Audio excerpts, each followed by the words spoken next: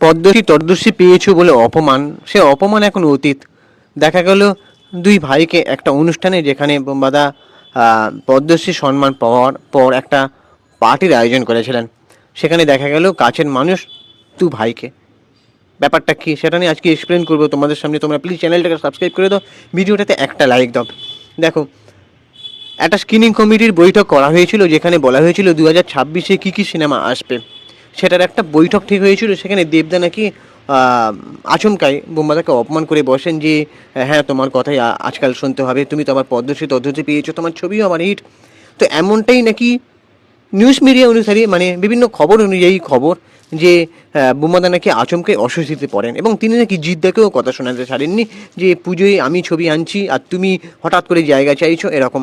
তো তারপরেই নাকি দেবদা পরের দিন বাড়িতে গিয়ে মিটমাট করে নেন এবং এই খবরটা নিয়ে মানে ফিসফিসানি কম হয়নি, মানে যে জল ঘোলা, যে মানে মানে কি বলবো, যে কন্ট্রোভার্সি, সেটা মানে কম হয়নি। তো তারপরে যদিও বা দুজনের মিটে গেছিলো, তারপরে দেখা গেল যে এই যে পার্টিতে কে না ছিলেন, মানে শুধু জিৎ দেখে আমি সবাইকে মোটামুটি দেখতে পেয়েছি, যে ঋতুপর্ণা সেনগুপ্তকে শুরু করে চঞ্চল চৌধুরী, তারপরে জয়া আহসান, তারপরে অঙ্কুশ, তারপরে রাজ চক্রবর্তী, শুভশ্রী গাঙ্গুলি, এনারা সবাই পদ্মশ্রীর জন্য মানে বোম্বাদাকে শুভেচ্ছা জানাচ্ছেন ফুলের তোড়া দিয়ে, ফুলের বকে দিয়ে।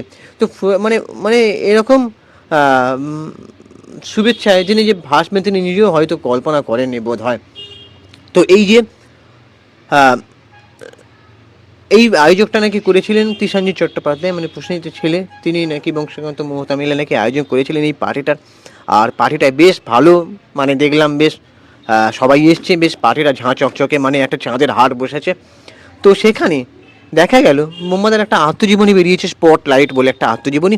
সেই আত্মজীবনীটা দেবদাকে মানে অটোগ্রাফ দিয়ে উপহার দিতে দেখা গেল এবং সেই ভিডিও ভাইরাল হয়ে গিয়েছে।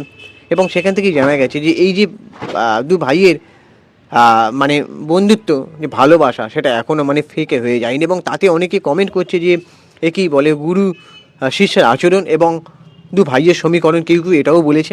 তো এবার দেখা যাক ঠিক পুজোয় কি হয়, মানে এই যে শুধু এটা কি মানে লোক দেখানো আধিক্যতা, নাকি মানে নাকি সত্যি তাই।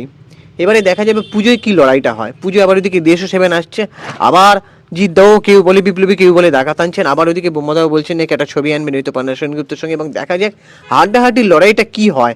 আবার কি সেই আগের মতন একে অপরের দিকে কাদা ছোড়াছুড়ি, রেষারেষি এরকম হবে? না হওয়াটাই ভালো। প্রত্যেকটা সিনেমা ভালোভাবে মানে প্রাইম টাইম শো পাক, এবং যে সিনেমা ভালো চলবে তাকে জায়গাটা আগে ছেড়ে দিতে হবে। তা এটা তো আগাগোড়াই হয়ে এসেছে, যে সিনেমা একটু খারাপ চলবে তার শোটা একটু কমিয়ে দেওয়া, হল থেকে নামিয়ে দেওয়া, এগুলো আগাগোড়াই হয়। তো কিন্তু সব ছবি যেন প্রাইম টাইমে শো পায়, কেউ যেন নিজেদের মধ্যে রেষারেষি লড়াই না করে, একে অপরের মানে কি বলবো, মানে শুভেচ্ছা যেন জানায়। ওই যে দেখো, মনে মনে একটা কম্পিটিশান থাকবে, যেমন আমি আমার উল্টো দিকে যে খেলবে আমি তাকে ভালোবাসবো, কিন্তু মনে মনে আমি চাইবো যে আমার ছবিটাও যেন চলুক বা আমি যেন ফার্স্ট হই। কিন্তু সেটা কাউকে অপমান করে নয়, সসম্মানে সেটা করা যায়। তো সেই লড়াইটা পুজোর মধ্যে যেমন হয়েছিল দুর্গাপুজো, আগামী 2025-তে সেটা যেন না হয়। এইটা যেন ঠান্ডা লড়াই হয়, সুস্থ প্রতিযোগিতার লড়াই যেন হয়। আর কেউ যদি হেরেও যায় তাকেও শুভেচ্ছা জানাতে হবে, এমনটাই নিয়ম, তাই না? তো আবার সে ঘুরে দাঁড়াবে, আবার সে পরের ছবির জন্য লড়াই করবে। হয়তো এমন হতে পারে যে সে যে হারলো সে পরের বার হারাবে, এমন এই সুস্থ প্রতিযোগিতাটাই চেয়েছিলাম, এটাই বরাবর বাংলা ইন্ডাস্ট্রিতে ছিল, এখন সেটা আর নেই। তো এবার দেখা যাক কী হয়। এবার তোমাদের কি ওপিনিয়ন তোমরা অবশ্যই জানাও, আর চ্যানেলটাকে সাবস্ক্রাইব করে দাও, ভিডিওটাতে একটা লাইক দাও। আমি ইনস্টাগ্রামে রয়েছি চিঙ্কি বাবু 253, অনেক গিয়ে ফলো করে দাও। টাটা, দেখা হচ্ছে পরের ভিডিওতে।